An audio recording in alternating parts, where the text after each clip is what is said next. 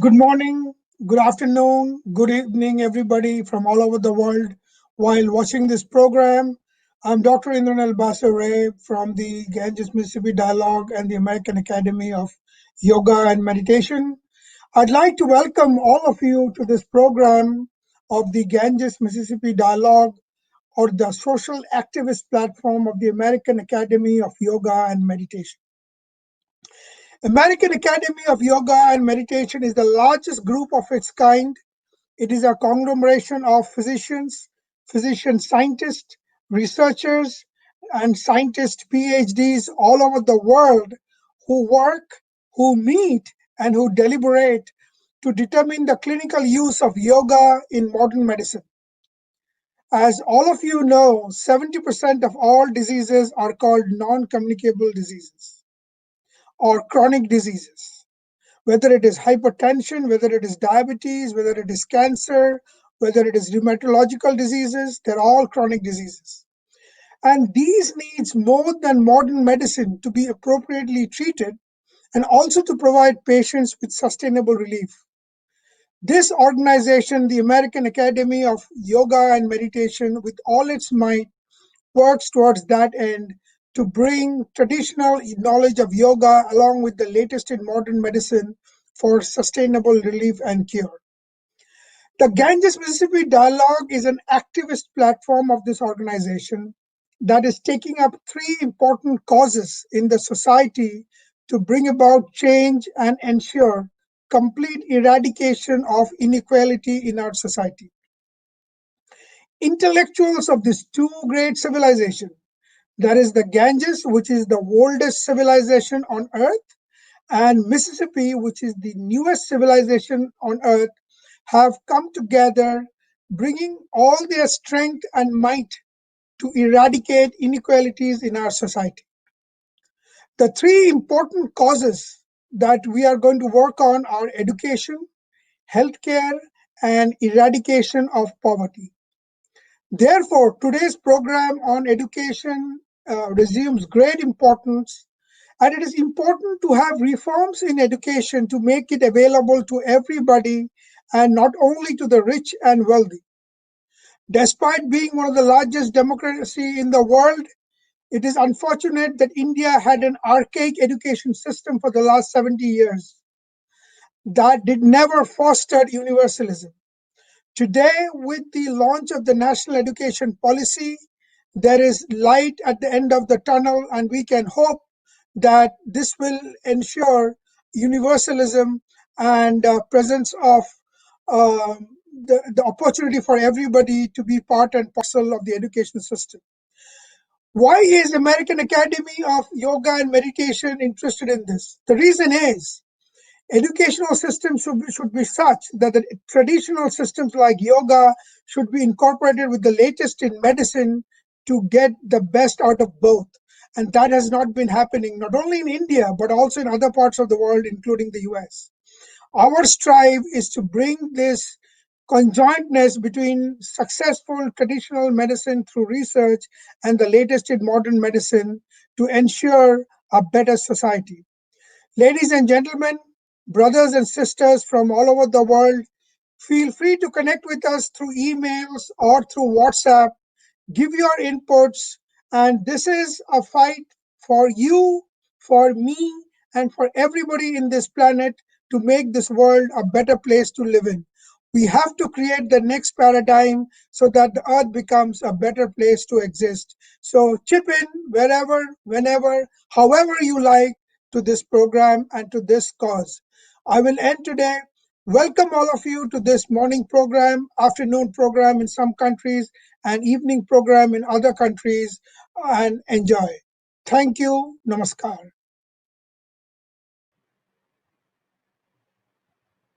Namaskar. As Professor Indranil and Sri H.K. Choudhury has already extended welcome to you, I will not go to that formalities. Let me introduce our speakers straight away. Swami Atmapriyananda. Swami Atmapriyananda received his PhD in theoretical physics from the University of Madras for his work on particle theory. He has a number of research publications in various international journals. He joined the Ramakrishna Mutt and Ramakrishna Mission in 1978. He has become pro-chancellor of Ramakrishna Mission Institute, which is popularly known as Vivekananda University. Very recently, probably in the month of August. Prior to that, for 15 years, he was Vice Chancellor of the same university. And prior to that, he was the principal of Ramakrishna Mission Vidya Mandir, a college at Belur. Uh, it is important to mention that this college is ranked first, both in arts and science stream in the whole of West Bengal. Now, our next speaker, I will complete the introduction first, and then the speakers will come and speak. Our next speaker is Dr. Anil Sahasrabudhe. Dr. Anil Sahasrabudhe studied in BVB College of Engineering Technology, Hubli, Karnataka. The special part of his education is in all the 10 semesters in the engineering college, he stood first. So naturally, when he passed out as the best student of his batch. He is a National Merit Scholarship from 1973 to 1980. He is Karnataka University Gold Medal and Cash Prize owner. Now, after doing his graduation in engineering, he went to Indian Institute of Science. He obtained a master's and doctorate from that particular institute. Now, uh, he was director in the College of Engineering, Pune, for a very long time. But before that, he was deputy director and a faculty at IIT for 11 years. And he was also a lecturer at Nerist, Itanagar. Now, his Arunachal link is still there. He is the chairman in the Board of Governors, NIT Arunachal Pradesh. He is presently the chairman of AICTE. And personally speaking, I had the privilege of knowing him since his IIT days. Now he has grown up his beard very long, but then those days he was without beard. Our next speaker is Dr. Bhushan Patwardhan. Dr. Bhushan Patwardhan is the Vice Chairman of University Grants Commission. He is a biomedical scientist who is a fellow of National Academy of Sciences and National Academy of Medical Sciences, India. Currently, he is also the chairman, Indian Council of Social Science Research, New Delhi, and a member of National Board of Examination. He worked as academic head of Manipal Education Group, Director, Institute of Ayurveda and Integrative Medicine, Bengaluru. He was Vice Chancellor of a very big deemed university in Pune and visiting professor in Indian Institute of Advanced Studies, Simla. He has worked in the boards of several universities and member of important national committees as well as of University Grants Commission. And he has a lot of research in Ayurveda, and he is a member in the Knowledge Commission of, he was member in the Planning Commission, now Niti Aayog, and Ministry of Ayush. He has authored number of books. So I welcome all the speakers. They are very, very eminent in their own fields. So our first speaker will be Swami Atmapriyananda ji. Swamiji, when you speak, you will have to please also tell us that Swami Vivekananda had a vision of education, how the new education policy justifies Swamiji's vision on education. Shukru. So, may I begin with the traditional chant? In India, education was in the Gurukula, the Guru and the Shishya, the teacher and the disciple. One on one, they used to chant this very famous mantra called the Shanti mantra, which occurs in the Katha Upanishad, on which Sri Shankaracharya, the great commentator, has written a brilliant commentary. This is well known, so I'll chant this and begin. Om Sahana Vavatu Sahano Bhunaktu Sahaviryam Karavavahe Tejasvinavadhitamastu Ma Vidvishavahe Om Shanti Shanti Shanti Harihi Om Tat Sat. May the Supreme Being protect us both, the teacher and the disciple, by revealing to us the true nature of knowledge. May the Supreme Being protect us both, the teacher and the disciple, by revealing to us the application of that knowledge. May we both, the teacher and the disciple, strive together for the acquisition of knowledge and wisdom. May the knowledge and wisdom that we acquire be effective and illuminative. May there be no disharmony between us. Om, peace, peace, peace. Om, that existence. It's a privilege for me to have been called upon to say a few words on this very important policy that the government of India is launching, which we believe will transform the lives of millions of learners of the future generation.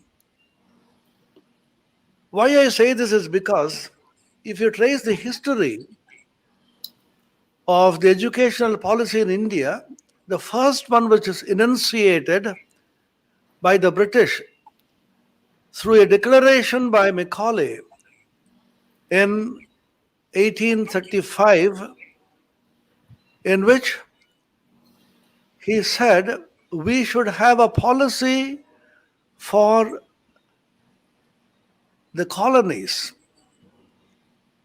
which will particularly India, wherein we will give such an education by which the Indians will appear to be Indians from outside, but inwardly they will be completely and thoroughly anglicized.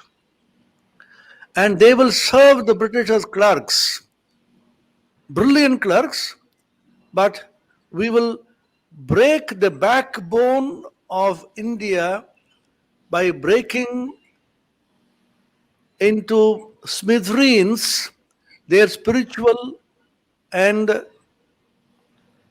intellectual culture.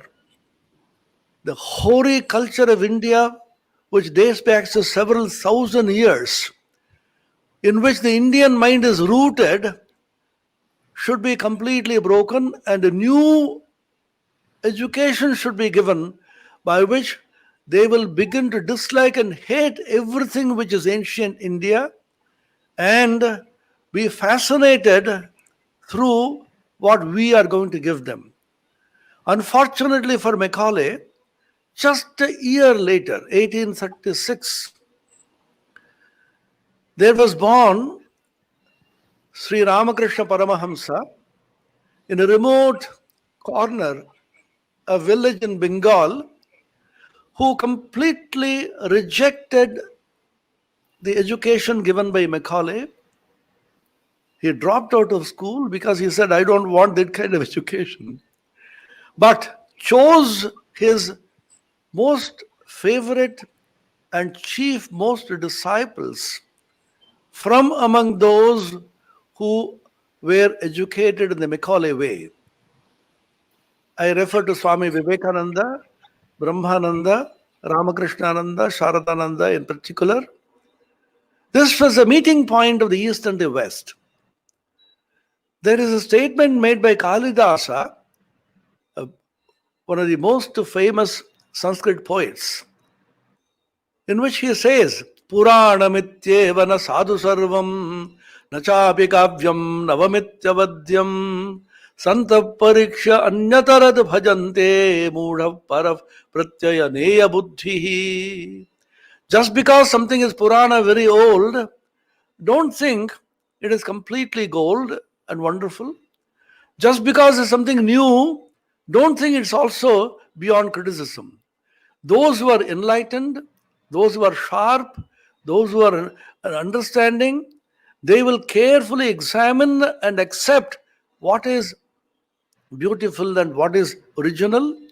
And Mudha, those who are fascinated, they will be simply carried by the mob. So, in exactly the same way, for 185 years since Macaulay proclaimed his educational policy, unfortunately, India has been following that policy. Generations of students have been trained to believe that anything Indian is so unfortunately useless.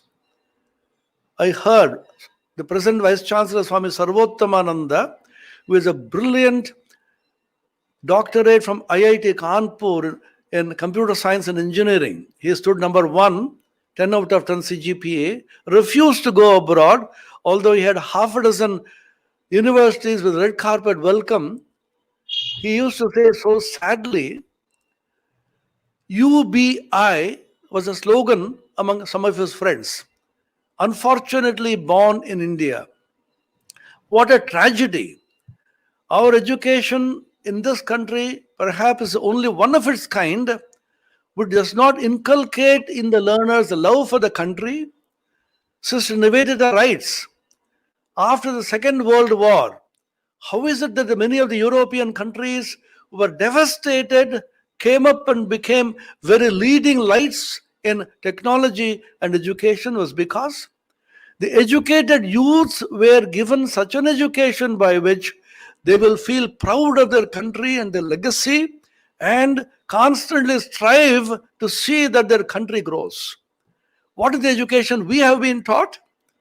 Anything in India, ancient India, is not worth it. And all that glitters from outside India is gold. There are two groups. One which says that all that was ancient is absolutely useless and the modern is good. The other group is saying that all that is ancient is extraordinary and nothing is there which is new to accept. We should clearly steer clear of both these groups. This was Vivekananda's vision. He said the East and the West should come together. When he founded this university, of which I have the privilege of serving, he said, rooted deeply in Indian spiritual culture and tradition, and yet combining with it the modern science and technology, we should have our educational institutions. Therefore, he wanted a combination of the two sciences, which is beautifully articulated by Sir Jamshedji Tata, who was inspired by Swami Vivekananda to start, which is now called the Indian Institute of Science. They were traveling in the same ship in 1893, and Swami Vivekananda told him, you should start an institute in India for scientific and technological training of Indian youth, because the British would never do it. They have their own vested interests. And Jamshedji writes in that letter 1893, the original of which is in the archives at Belur Mutt, the headquarters of the Ramakrishna Mutt and the Ramakrishna Mission, in which he says, you inspired me to start an institute in which the students will live with ordinary decency and cultivate science as both natural and humanistic. The new education policy, after nearly 75 years of independence, we are just 2 years ahead of celebrating the 75th year of our anniversary of independence. We are now going back to this vision of Swami Vivekananda, which is not a new vision. Once again, it's articulated by Rabindranath Tagore, by Sri Aurobindo, and today, Dr. Radhakrishnan's birthday is celebrated as a Teachers' Day. Every one of them said that we should root our education in the ancient spiritual religious tradition and with it combine the modern science and technology. The Radhakrishnan Commission has a wonderful chapter called the Religious Education, and as far as I know, this chapter was written by Dr. Radhakrishnan himself, in which he pleads for religious education for the Indian youth. Secularism does not mean irreligiosity. It means equal respect for all religions, which can come only when you have awareness and knowledge of all religions.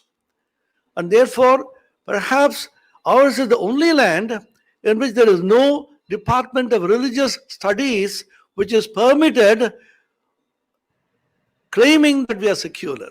Every university worth its name abroad as a department of religions. I may not believe in religion, but I should have a knowledge of religion because that's the most potent force in this universe.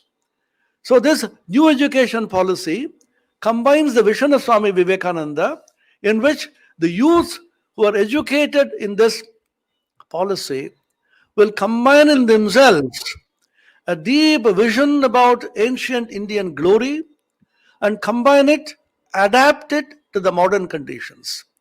On the one hand, they will be looking back to our ancient scriptures, Sanskrit language, which has been so far neglected, and gems from there they will pick up and adapt it to modern conditions. At the same time, we have so much to learn from the West.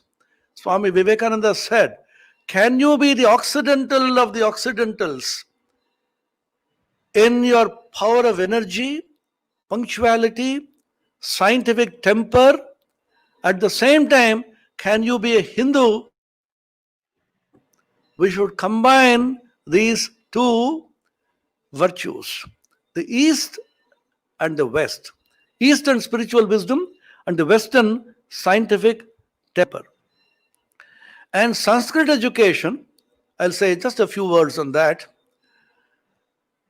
Whenever we talk about Sanskrit, we immediately identify it with the Vedic education, Hinduism, and so on, which is just a misnomer. It's one of the finest of languages which has been recognized all over the world. Most scientific Panini's grammar has been recognized by all the linguists as one of the finest and the most scientific of grammars. And the British who came to India, liberal British, they studied. Asiatic Society was founded by Sir William Jones more than 250 years ago. Sanskrit was given such an importance, and Suniti Chatterjee headed a commission, the first Sanskrit commission, immediately after country became free and the UGC was set up. And he had given such extraordinarily beautiful recommendations. It is there on the website for everybody to see. Nothing new is happening. Old wisdom which has been given to us, unfortunately not implemented by so far for whatever reason. Sanskrit education, if it spreads, our country's great heritage will be understood, and combined to that is the modern education of English and all the Indian languages given equal status. And the digitalization which is being talked about hugely in this policy is one thing which has just been shown to be relevant, important, extremely urgent by this coronavirus COVID-19. Digitalization started by the present central government some years ago, and how the coronavirus has shown this digitalization and digital India movement has come so handy.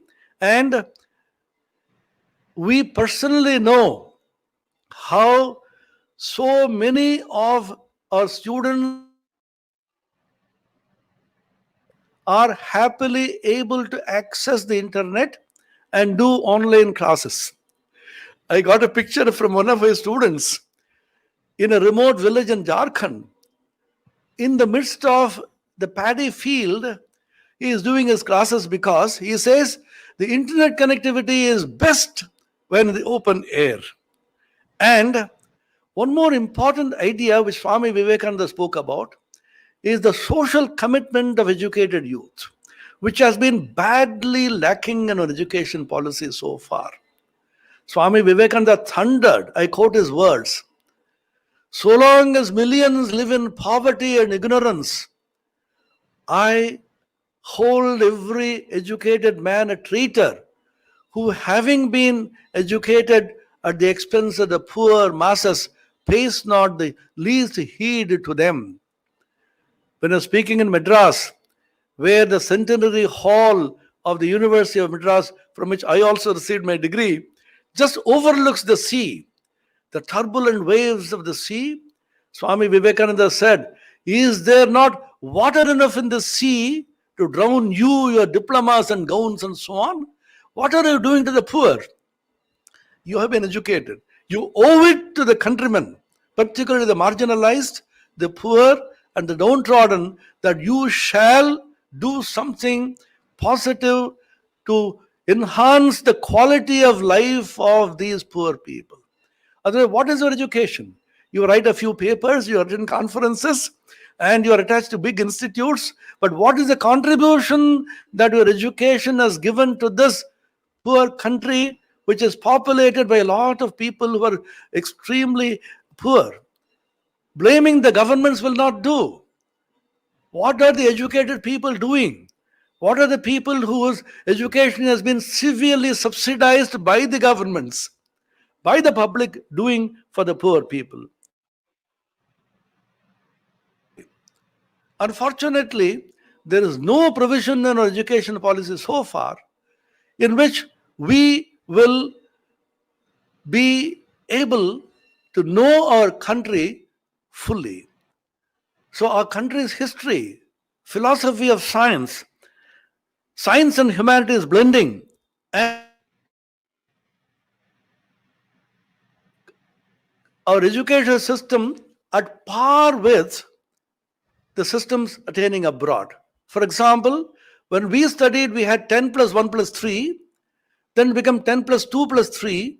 Now we are suggesting 10 plus 2 plus 4, which is at par with the international standards. Knowledge is exploding. 3 years of degree is extremely a small time for so much of knowledge to grow.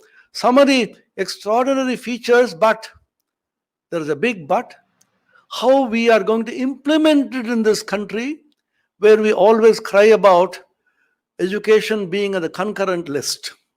And which means that you say something I oppose, you say something somebody else opposes. This opposing game and the blaming game which we are now into should stop. We should come together, cooperate, and the three beautiful magic words: integration, convergence, transparency, so that we can come together as a common cause, so that our country will become great, not because we are born in this country, but because, as Swami Vivekananda said, this country has a heritage which the whole world is crying now. This is the greatest need of the country. I will end with a quote of Swami Vivekananda, who said, "Little do you know the heart pangs of millions outside the walls of this country, stretching forth their hands for a sip of that nectar which our forefathers have accumulated in this holy hand. Let us work hard, our brethren. This is no time for sleep. On our hard work depends the coming of the India of the future. She is there, ready, waiting. She is only sleeping. Arise and awake and see her seated on her eternal throne, rejuvenated, more glorious than she ever was, this motherland of ours." Thank you so much. Thank you, Shamiji. Now I will invite Dr. Bhushan Patwardhan, and I will request him, while he will speak, he will also spend some time on the whole, what I could understand in this education policy is the stress on learn how to learn. It is something different from what we were taught while we were students. Now here the stress is on learn how to learn. So I would request Dr. Patwardhan to, I mean, stress a little on this particular aspect. Thank you, Nirmali ji, and Mr. Chaudhary, Heritage Institute, and I am Indranil ji, Professor Sahasrabudhe, Swami Atmapriyananda. Uh, we have just heard a very nice presentation giving glimpses of Swami Vivekananda's thoughts and what India was and where India is and where India should go, carrying forward our legacy. You know, Swami Atmapriyananda, I really enjoyed your talk. You know, I'm going to be very brief because I think we are running a little late. But those who are interested, I would request them to read my recent article, which is entitled Reimagining Indian Universities from Glorious Past to the Bright Future. So I'm talking essentially about learning from our glorious past and for building the new India, what our Prime Minister talks about. This chapter is published by all AIU, or Association of Indian Universities, and recently republished by Vigyan Bharati. It is available, or I can send it to the organizers. So I will be very brief and just coming to the point which Nirmaliji requested me to stress on. All these years we have been teaching, and all these years, today is Teachers' Day. So first, let me greet all of you. But at the same time, as a teacher, I will admit that teachers have been monopolizing teaching. Thinking that what we teach inside the classroom, is only teaching, because teaching happens all over. It's not only inside the classroom or inside the college campus or university campus, because family, mother, society, they are all great teachers and we learn from them. So that part was missing from the current education system, and rightly pointed out by Swami Atmapriyananda ji. We were made to learn what they wanted to teach. They, meaning the Britishers, wanted to teach, because they wanted to create a band of clerks, who would work for them. So critical thinking was grossly missing. And so what we used to do, we used to give syllabus to students when they come to us for admission. We will give them the prospectus, syllabus, question bank, and also model answers, and we'll judge them based on how they are able to reproduce our model answers. We give them model answers also. So there is no scope for student, and we have been undermining capabilities of student to a great extent, because students have different capabilities and we should respect those students. We cannot force them that everybody should complete this course within definitive period what we prescribe, 3 year, 4 year, 5 year. If they don't, we should not put a stamp of failure on them. This is gross injustice, and Professor Sahasrabudhe has done some wonderful thing in that, by allowing some of the students with gifted capabilities who wanted to really shorten the duration from maybe 5 years to 4 years to 3 years, or even lesser than that. So this kind of a flexibility has been brought by the new education policy, and this policy also lets students choose what they like. So even humanity student, if they want to choose a subject in technology, they can do so, and vice versa. Most importantly, this policy for the first time very boldly acknowledged the importance of Indian knowledge system, very boldly. So Nalanda, Takshashila, skills and knowledge were together in those universities, So Chauda Vidya and Sausasht Kala were together on those campuses in the Gurukul Ashram system. So we need to bring best of those systems and bring them to the best of current system. So Kulaguru system which is witnessed by today's scenario, and Gurukul or ashram system, which was there during Nalanda Takshashila's time. We should bring best out of them. So what Swamiji also said, bringing best from West as well as from East. I think this is the way ahead. This policy, just to give you example from my own field, that is health sciences, has boldly said that we should bring in the knowledge from our own systems, and it admits that health education needs to be envisioned so that the duration, structure and design of educational programs to match with and role of requirements of graduates will play. So this is very important. They have very boldly said that the knowledge of Ayurveda, yoga, and other Indian knowledge systems should be universal to all medical students, because unless you are able to bring these knowledge systems today, how we are going to deal with the non-communicable diseases, what Dr. Indranil Basure mentioned about, So we are not able to really make justice if we monopolized education by way of giving only unilateral education from one particular pathy. So this pathy-based education system to people-centered education, people need-based education, this major transformation this education policy has made. And I must compliment Dr. Kasturi Rangan and all the colleagues who have been instrumental in bringing this policy.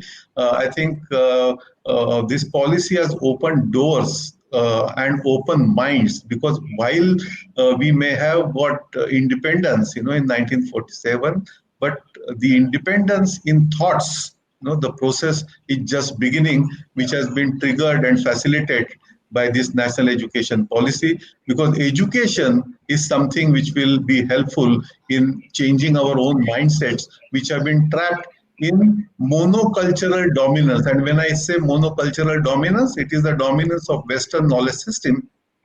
So we have been hammered that whatever comes from West is the only way to go forward. But this education policy now brings a very good blend in the line with what Swamiji talked about, Swami Vivekananda talked about, bridging East and West and bringing best out of them. So I'm very hopeful that this education policy will be extremely useful for the new India, for Atmanirbhar India. I also don't like to use this word India, because India is not something which was created after 1947 when Britishers left. Bharat has thousands of years of legacy. And I think this legacy, continuing legacy of Bharat, in terms of the knowledge superpower, we should regain our Atma Sanman, and therefore from Atma Sanman to Atmanirbhar Bharat, this transition NEP 2020 will be able to provide. And I congratulate again the IAM as well as the Heritage Group for organizing this conference and inviting a galaxy of speakers, and also giving me this opportunity to present my thoughts. Namaskar. Thank you, Bhushanji.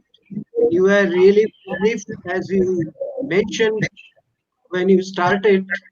Now, I will request Anilji to speak. I would like to remind all the speakers that we have around 16, 17 questions that we have received. So we'll take as many as we can. So Anilji, when you speak, can you please tell us how technical education is going to change under this new education policy? या नमस्कार. सर्वप्रथम यहाँ जो मौजूद है, all those who are present here, Dr. Indranil Basure ji, Swami आत्मप्रियानंद ji, Shri HK Chaudhary ji, Dr. Bhushan Patwardhan, निर्मल भट्टाचार्य जी और प्रदीप अग्रवाल जी, and all the participants, teachers. At the outset, very happy Teachers Day. आज सर्वपल्ली राधाकृष्णन जी का जन्मदिन है और हम टीचर्स डे के रूप में उसको मनाते हैं. और आज सुबह राष्ट्रपति जी ने जो टीचर्स को अवार्ड दिया, there were 47 teachers who were awarded Best Teacher Award from the school education. And if you had observed that program, and those who have not, please go back and see the video. You will be in tears. There are teachers from tribal areas, remote areas, villages, towns, and despite all the constraints of resources which we keep on cribbing about, they have done innovation in order to really empower students. Some of them might have taken them out into the garden to show them the nature and how botany, biology works, to natural environment, to the various games which they have developed. There are stories which are done, pictures, cartoons, drama, music. I think they have used everything in the under the umbrella of art, craft, music, dance, in order to train students in mathematics, in science, in social sciences, in the connect with the society. I think you will be in tears. I think hats off to all those teachers. And there are not only 47 teachers, I'm sure there will be hundreds of them, but they are hand-picked 47 teachers who were rewarded today. And taking it forward, the new national education policy, which has been announced on 29th of July, and on August 7th, when UGC, MHRD, conducted a program, a webinar for full day, Honorable Prime Minister himself came, and the commitment to actually translate whatever is talked about in the policy into action. That was being very, very specifically told. And that is why many people keep asking, when is this policy going to be implemented? Policy is very good, but how does it translate into action?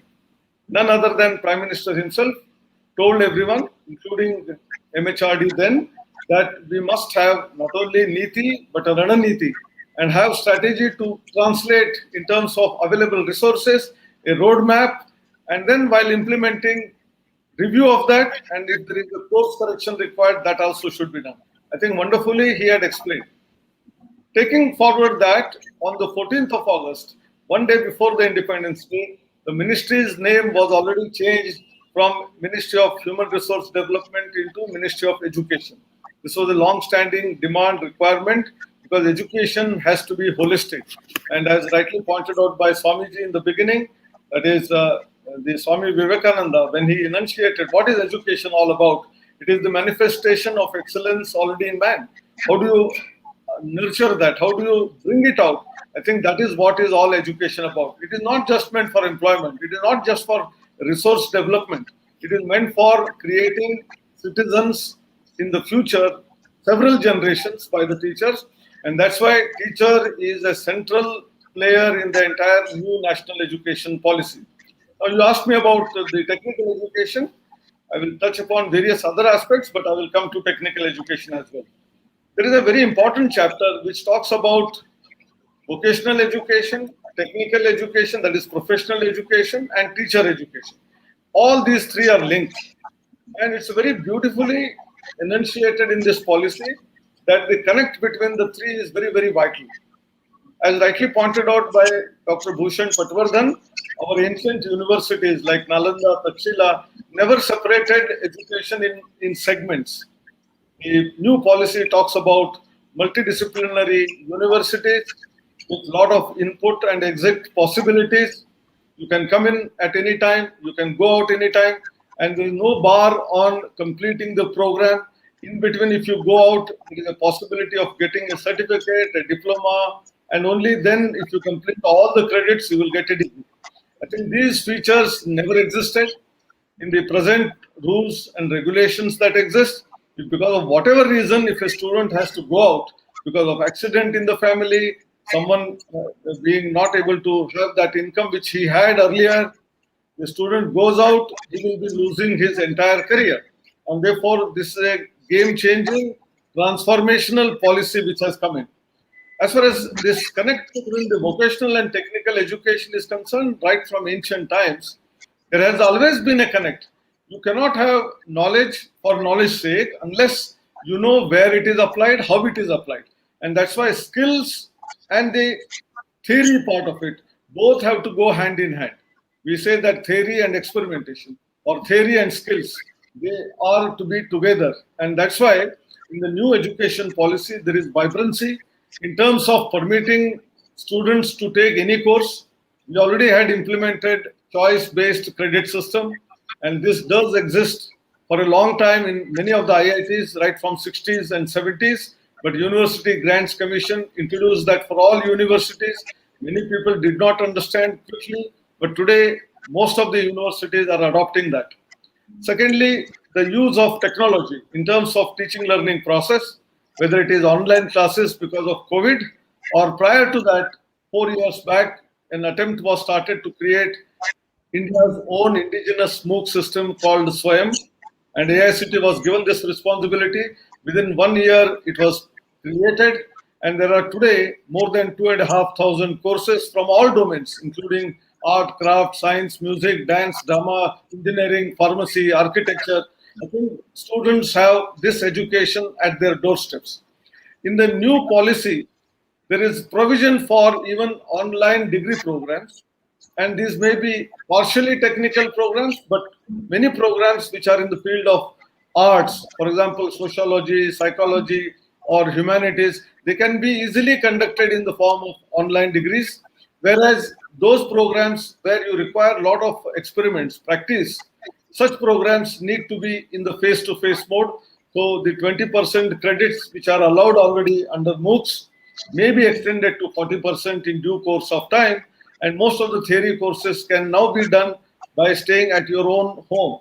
Therefore, whether it is access, equity, affordability, transparency, all of that is brought into the system.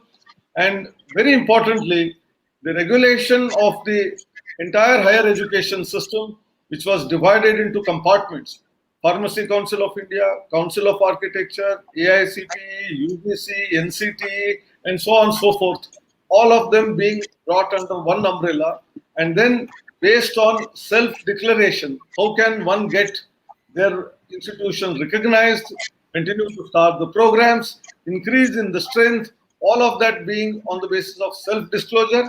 And that is why one of the terms used is the regulation must be light but tight.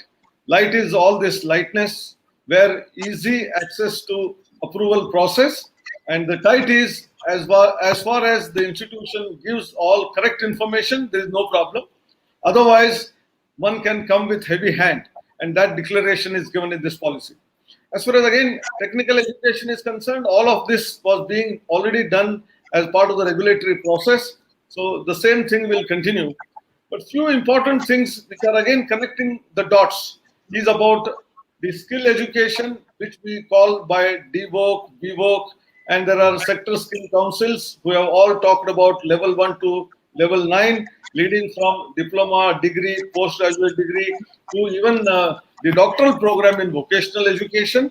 And on the other side, our normal education, where degrees are 4-year degrees, even in arts, science, and commerce. Engineering was already 4-year degree, and many other degrees were 4-year, or some of them 4.5, 5-year degrees. All of these programs which are already there, how one can shift gear from one program to the other program. So if you feel that you are unfit into a vocational program, why can't you go to an arts college and then complete your sociology or psychology degree?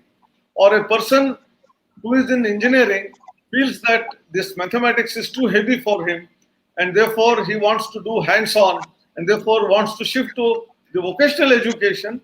There was no scope so far, but therefore this particular policy which talks about National Higher Education Qualification Framework, under which credits earned earlier will be kept in a bank, banking of credits, and you can transfer these credits from one program to the other program and get the degree as and when you complete the required number of credits. I think this is another very important area.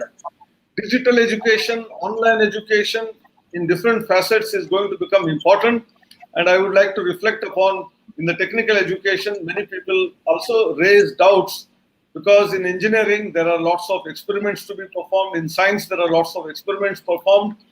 Certainly some of these experiments cannot be done without going into the actual laboratory, but there are many experiments which can be also performed in a virtual mode. There are already hundreds of virtual labs created by 7 IITs and 5 other institutions as an extension of NPTEL in the form of V Lab. If you Google VLab, you will get VLab Connect, and all these institutions who have created these virtual labs. There are two important points to be noted. In an actual experiment, when you use the actual machine or an engine or an equipment, at a given time, only one set of students or one batch or one student will perform. Others will observe.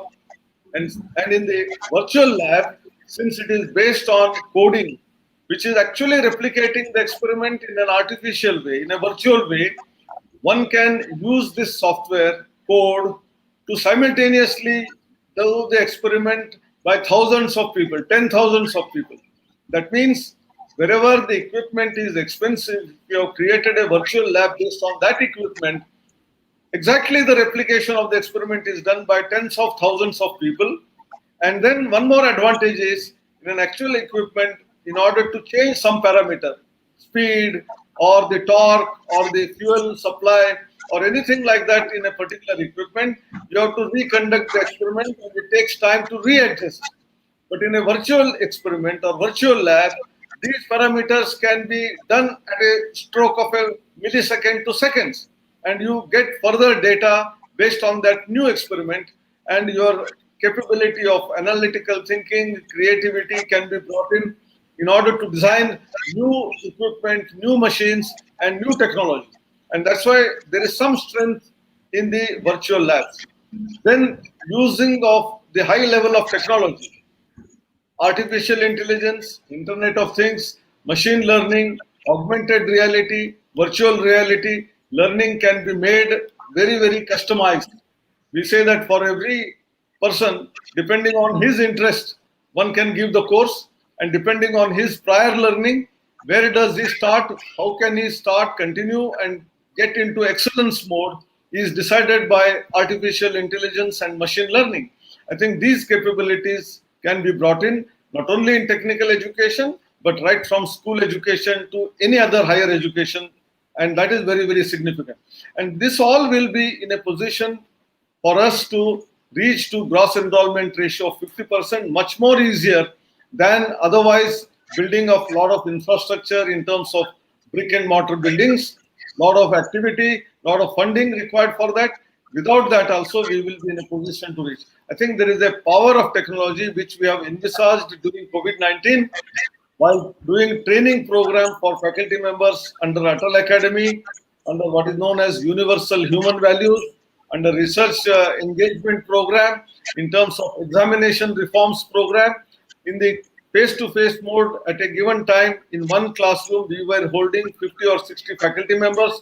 But today, through use of various technology platforms, simultaneously we can train hundreds of faculty. Some of the programs, we have 1,000 faculty being trained. And therefore, using all this power of technology, we can make our students ready for the future, very good citizens, value-based citizens who are not only Atmanirbhar themselves, but can transform the country also into an Atmanirbhar Bharat. With these few words, I conclude. I am sure that there are lots of questions visible here, and many of these questions can be answered by all the three experts, and we can satisfy our friends who are there on the platform as much as possible through this mechanism. Dhanyavad, namaskar. Thank you, Anilji. Now, the first question that we got has already been answered by Swamiji. The question was how Sanskrit can retain its lost glory by implementation of national education policy. That Swamiji has already said. A teacher named Ila has put a question. I am opening the questions to all of you. Any one of you or more of you can answer it.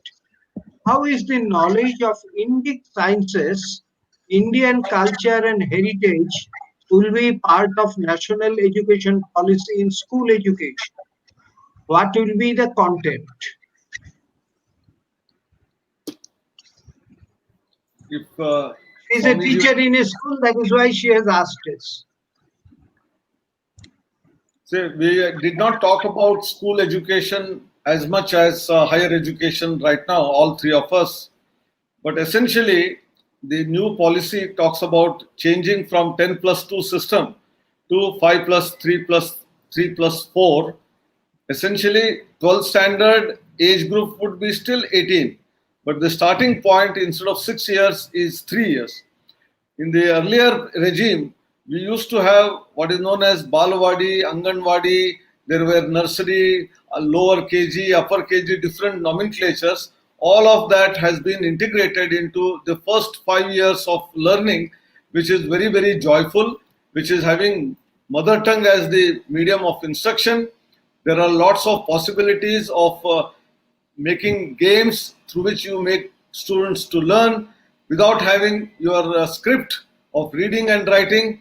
Why 3-language formula? It can be even 5 languages being taught very easily by playing games, by telling stories about those languages, and in those languages, I think that is where our culture, art, craft, design, music, activity-based learning, going outside into the field, into the garden, into the agricultural field, all of this can be possible. In the process, our culture also can be brought in. You can take to maybe a painting where students can learn that. People can be taken to our own dance form. There are a variety of dance forms in our country. Music, there are a variety of music which is there in our country. All of that culture can be imbibed. Even the food habits, the dressing sense. Different communities and different areas of the country, because of the geographical nature of the climate conditions, wear different types of dresses. I think all of that is Indian culture, and this can be easily brought in through the first 5 to 8 years of education in the school. The curriculum can be designed very easily by the people who are experts in that domain, but it's a possibility. Okay. The next question that I'm placing before you, the policy says affiliation of colleges is to be phased out in 15 years, and a stage-wise mechanism is to be established for granting graded autonomy to colleges. Now, if the colleges are not self-sufficient in fund, if they have to depend on the governments for funding, can there be real autonomy in the colleges? Sir, Maybe again, Shamiji, maybe Bhushanji. No. Let Shamiji or Bhushanji respond to this. This is UGC's area. Yeah. Bhushanji. Yes, you will see that in the new education policy, there is a point that the differentiation for funding as private and public has been recommended that should go, and decision should be done on the basis of merit. But this doesn't mean that all kinds of funding will be available for the private colleges, but there will be some opportunity on a competitive basis for the funding. At the same time, I can also tell you that the graded autonomy, there are several private colleges also, privately managed colleges, which are funded by government. State government college. In many states, such system exists. They call it as grant-in-aid colleges. So such grant-in-aid colleges can continue to get funding from the government. At the same time, they can become autonomous and they can grow and they can climb up the value chain. By getting into higher and higher levels. So they can become first autonomous, then autonomous colleges can become cluster, they can become university. So all that is possible. They can go on strengthening their own research infrastructure. So this policy has opened up this kind of a growth path for the colleges, irrespective of whether you come from private or from public. Thank you. Thank you, Bhushanji. Now I think next question. Can I add to what Sure. said? Actually, one beauty is the Britishers wanted us to be completely dependent on them. There's a central structure. Even Calcutta University, when it started, there was no university at all. There was only a huge building, which now exists. And then there will be hundreds of colleges, so-called affiliated. And every time they have, even if they want to change a semicolon to a comma, they have to take the permission of the university. So what happened was the initiative and the interest of the individual colleges are completely lost. So I have myself grown in that system for years together. And the college in where I was heading this college, the Vidyamandir, for everything they'll say, oh, we can't do anything, the university doesn't allow it. So give them freedom and make them responsible for the changes that they make. So this is a wonderful idea. Not that at one stroke you will do this. UGC has come up with a brilliant policy of having graded autonomy based on the NAAC score or whatever criteria. So if the university UGC thinks that you have attained to a certain state, give them freedom. Swami Vivekananda said, liberty is the only condition of growth. Unless you give freedom to people, they can't grow. But freedom without responsibility is dangerous. And therefore, a balance has to be made. It takes time because we have been under the foreign rule for more than 1,000 years. The philosophy is only dependent on somebody else. One famous political analyst once said, there is nothing more tragic for a country to gain political independence still retaining the psychology of terrible dependence. Everybody thinks that somebody else to tell them what to do. Give them freedom, they don't know what to do. So the empowerment which is being constantly talked about is give them freedom to do, let them bungle, let them make mistakes and learn, provided they are not dishonest. So regulation is good, but too much of regulation over several years has simply killed our system. There are 18 regulatory bodies. We are also victims of that. So all of them are breathing down our neck all the time. You can't move this way or that way. And how the regulatory bodies function, we know. So the greatest advantage of this policy, for which we should thank whoever is responsible for it, is that deregulate, but make people responsible for their actions. So this is a very interesting Thank step. you, Maharaj. Grow. Now, Professor Radha. Yes, you finished, Maharaj. Professor Radharaman Chakraborty, a former Vice Chancellor, has sent a question. The concomitant of all these recommendations has to be found in accountability and enforcement. Here, the first step of peer group opinion should have primacy that ensures trust and transparency. What is your opinion?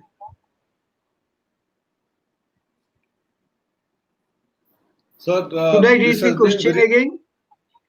No. I understood that. I have already referred to that in my brief talk. That is, regulation has to be light but tight. This sentence itself makes it very clear that there must be sufficient independence. He says,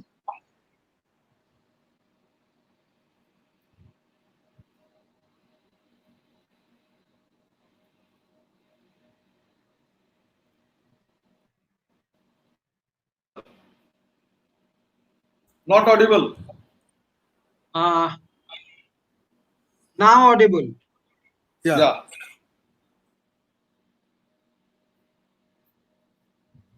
Okay.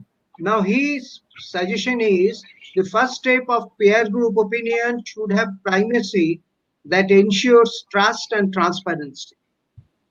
How this new policy is going to implement this?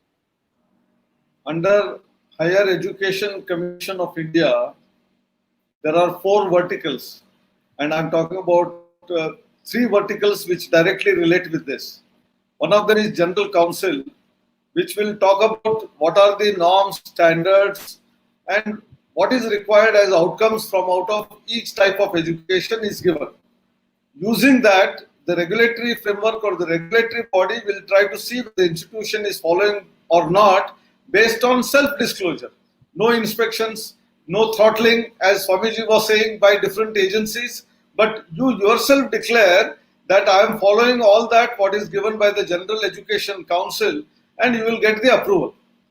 But at the same time, regularly there will be an accreditation which is mandatory, which will give you graded autonomy, and therefore when that peer review takes place, if you are not following, you will be caught.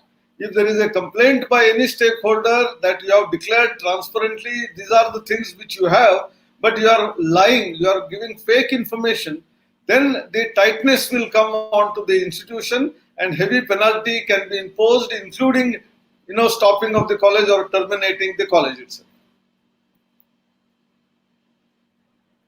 Okay. Now there is another very interesting question.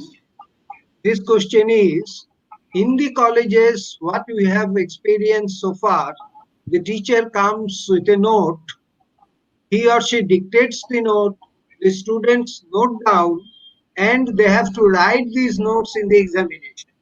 This has been going for many, many years. It happened to us. It is happening maybe right now also. Now, how these teachers will, what these teachers will have to face under the new education policy? So I think this has already happened, the teacher's role to give information has already become redundant because our students are much smarter than us for getting information because they have grown with the technology. We have learned the technology and there is a big difference. So earlier class notes used to be the power of teacher, and they used to run from one college to other, one university to other, and they really used to be power of teacher. But now they have become liability because the class notes are no more valid. Your knowledge is changing so fast and student is able to get that knowledge much before you, much in. So the levels of teachers, we have to start, like we are transiting in graded autonomy, we have to also go in a direction of graded improvement of teacher from adhyapak to upadhyay, upadhyay to acharya, acharya to pandit, pandit to drashta, drashta to guru. These are all different stages, So giving information, making a sense out of the information, teaching theory, making practical of it, and then finally actually making students to learn and learn to learn and learn to unlearn. All these teachers will have to do. That will never happen by ready-made class notes, So there the criticality of thinking, there the innovation of teaching, there the co-learning, because otherwise information giving social robots will be able to give you much better information. Teachers are not needed for giving information. So this changing from information giver, to mentor, to facilitator, to co-learner is very important. And this, I think, teachers also will need to transform themselves. And that mention has come in the education policy as well. How to empower teachers and how to change teachers, how to train them better. All this has come in the policy. Thank you.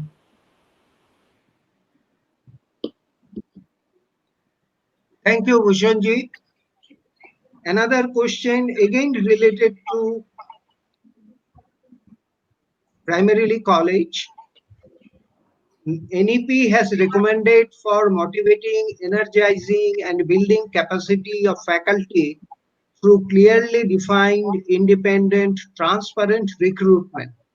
Now, we all know the system of recruitment in our country. So, this policy is aiming at changing lock, stock, and barrel the whole recruitment policy. How will it happen?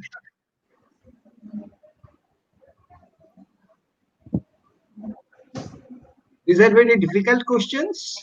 Or No, sir. I was thinking Swamiji will take and address this because with Anilji, would you like to bat on this particular ball? Yeah, I can bat on any ball, but let others bat also. You see, for Swamiji to recruit is no difficulty. No, he is asking about the governmental constraints. For recruitment, Swamiji has no difficulty. He is the authority. He can recruit. No, that's not exactly true. Bhushanji had answered in some part. I think I would take the thread from out of what he said. Today, teacher is irrelevant if he is only carrying out notes and reading from the books in the classroom or even writing on the blackboard. What is necessary today is, because students have all the information, how can he deal with the classroom in terms of asking students to see in advance some of those things, give them direction, and then discuss in the classroom. A lot of difficulties of the students be solved, problem solving should be done. I think this is a new way of teaching learning process, which is a blended learning. And whoever you recruit, there is going to be a strong connect of feedback system. So when feedback is going to be there, and if the teacher is not performing well, our students will give the feedback rating on a star rating of 5. If you get 1 or 2, it means you are not deserving to be there. So you cannot get regularized at all. So you should be thrown out. And therefore, whatever the way recruitment takes place, whether in government or private, the stakeholder, that is the student or the learner, is the king. He is the customer. And if he is not happy, naturally you have no way out but to go out of the system. I think this is one part. But more importantly, for training of teachers, what AICTE has started is very novel. It has been more than 3 years, and last 2 years, even the MOOCs are developed already on 8 modules.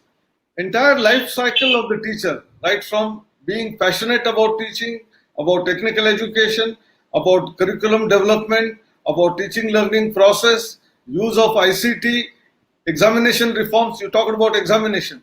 It is not merely the memory-based questions, but how you have question papers where you have higher levels of understanding, analysis, critical thinking, synthesis, problem solving, and also creativity and innovation. All of this should become part of the question paper. All this training is being given to the teachers through these 8 modules, and 1 month of mandatory internship in the industry, and then practicing it for 1 full semester in the college under the tutelage guidance of a senior faculty. If you do all that, only you will become permanent. I think even if you get into the system by some hook or crook, if you don't do all of that and train yourself and prepare yourself for the profession of teaching and not passionate about that, the only way is way out of the system, not inside the system. Sir, that is so easily talked about. That's not easy. Thank you, Anilji.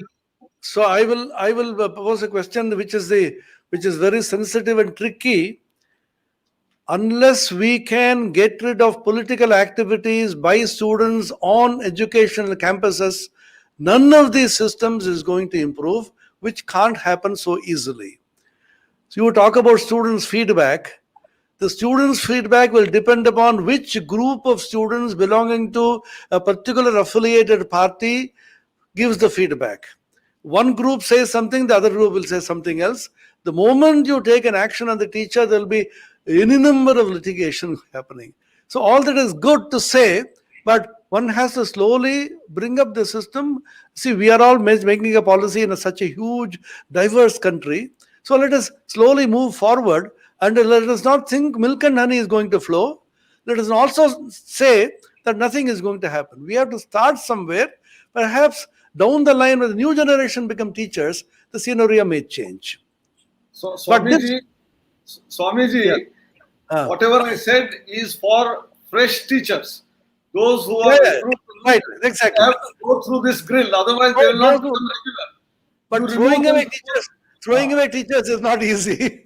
No, it is easy in the first 1 or 2 years. It is not easy after 5 years and 10 years. So our stake is, in the beginning itself, you get them on board. If you don't do all of it, you are not in. Sir, they come into the system on different planks.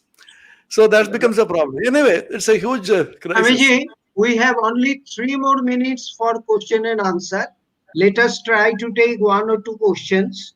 One is, there are large number of non-formal educational centers in the country. What will happen to them after the NEP is implemented? I'll club another question simultaneously. There are large number of tuition centers all over the country, particularly in West Bengal, private tuition centers. Now, after all these are implemented, say by 2025, what will happen to them?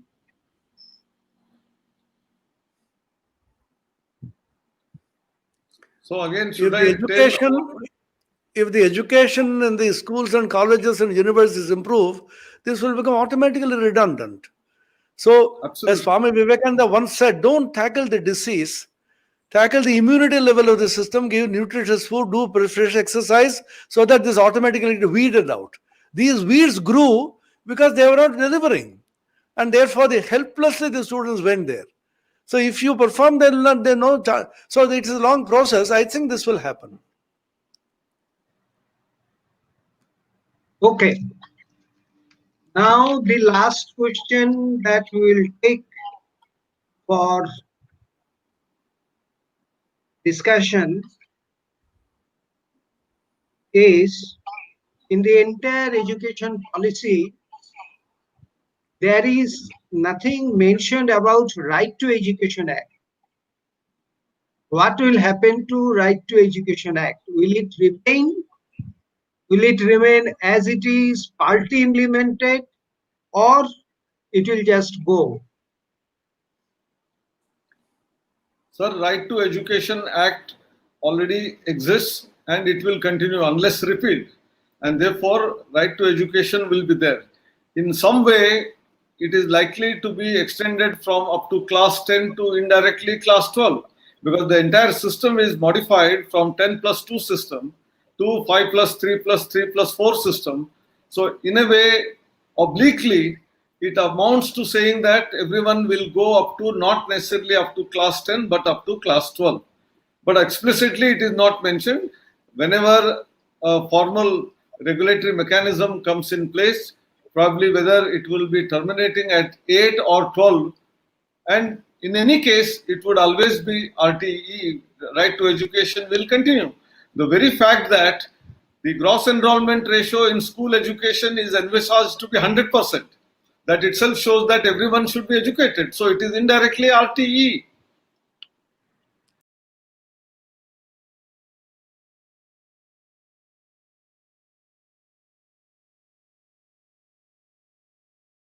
Take just 30 seconds to share with us their view on today's webinar.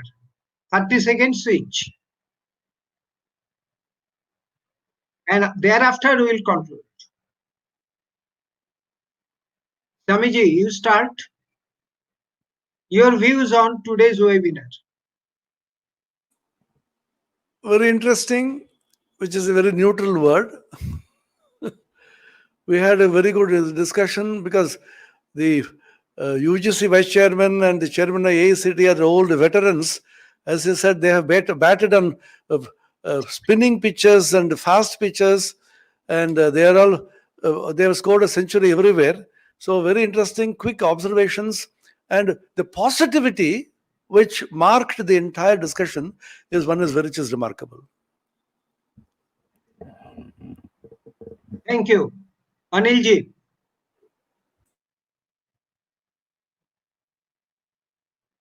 Your concluding remarks about today's webinar.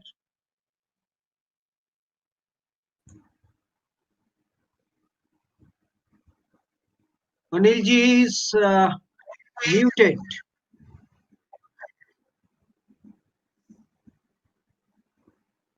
In the meantime, can we, till Anilji gets unmuted, can we request Dr. Patwardhan?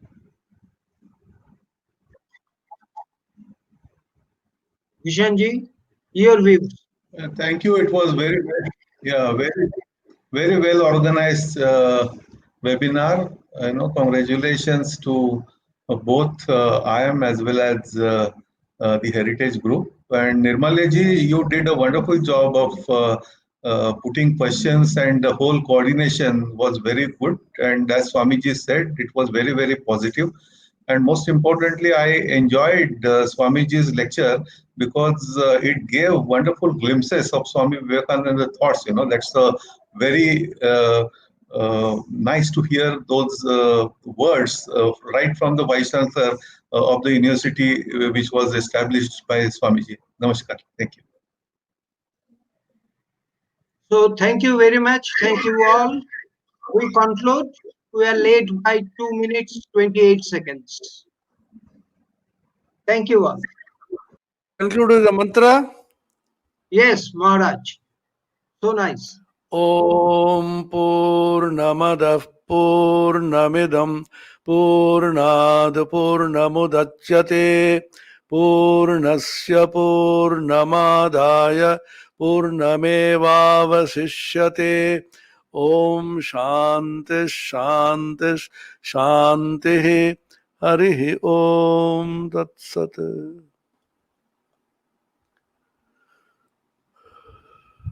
Thank you very much. Let us end the broadcast.